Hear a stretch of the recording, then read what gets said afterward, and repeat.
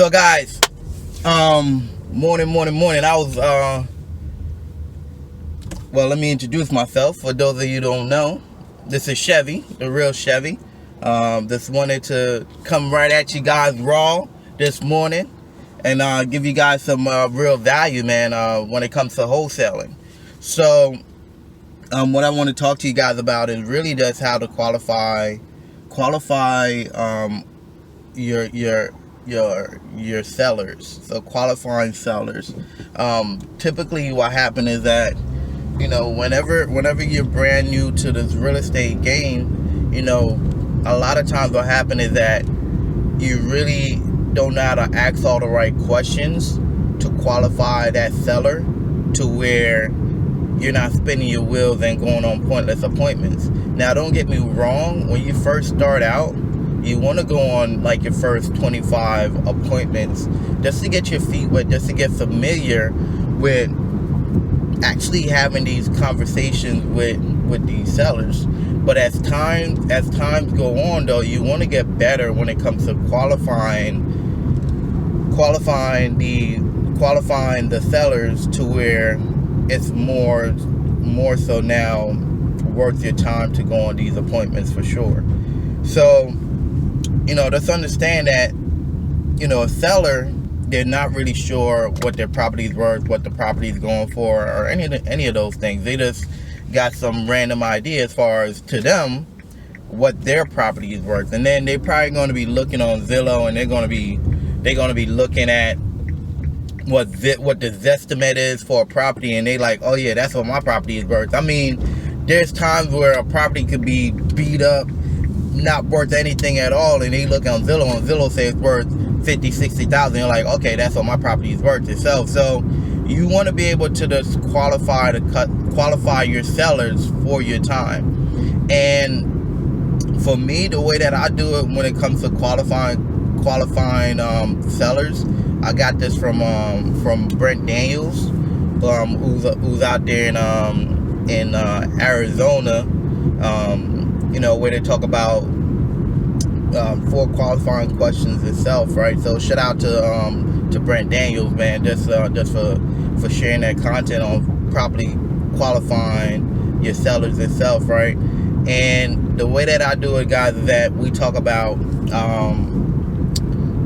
what's the condition of the property itself, right? So if any major repairs been done to the property, I'm talking about roof, kitchen, floors, bathrooms, all those things, right? So we want to make sure what's been updated in the past 5 years.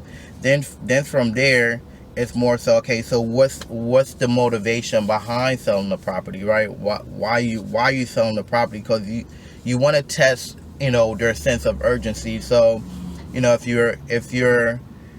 if there's a story behind them selling it, guys, that's always good. You want to also ask what's the timeline for selling the property as well.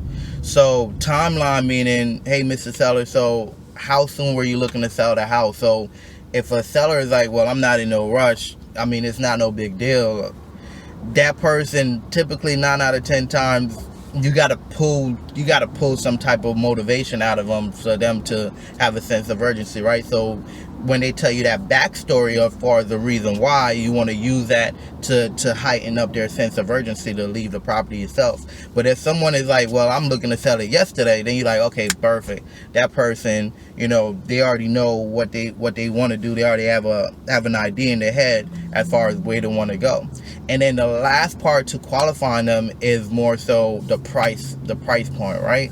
So if we were to you know, close fast, all cash, you don't have to worry about any closing fees, realtor fees, commissions, or anything. What we agreed upon is what you walk away with at the closing table. So with that being said, what's that least amount that you'll take for your property, right? And then from there, you just kind of just shut up and see what they say. And 9 out of 10 times, guys, the person that say the price first actually loses, right? So you want to get something out of the seller. You want to get a price out of them itself. So, you know, so this way you have an idea as far as what they want, and you know in your head what the property can go for, so you know where you're at when it comes to making an offer on the property itself. And that's really how, once you get good, once you start having more conversation with these sellers, that's really how you want to qualify them, right? So the condition of the property, you want to talk about their motivation behind selling the property. You want to find out what's their timeline for selling the property, and you also want to find out what's that price amount, what's that amount that they will take for that property that they're looking to actually sell itself.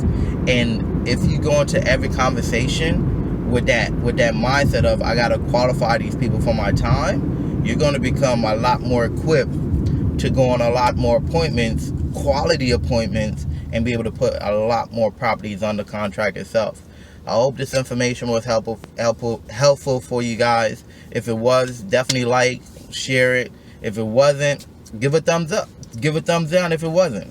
I mean, it is what it is, right? But I want to make sure that I'm bringing value and I'm giving you guys stuff that you could use in your everyday real estate business for sure.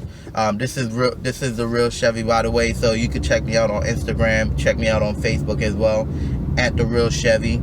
And you could even send me a PM if there's anything else that you guys want me to touch on. Definitely let me know. I'm getting ready to go on this appointment this morning. Go look at a property right now. So I'll update you guys on what happened. Peace.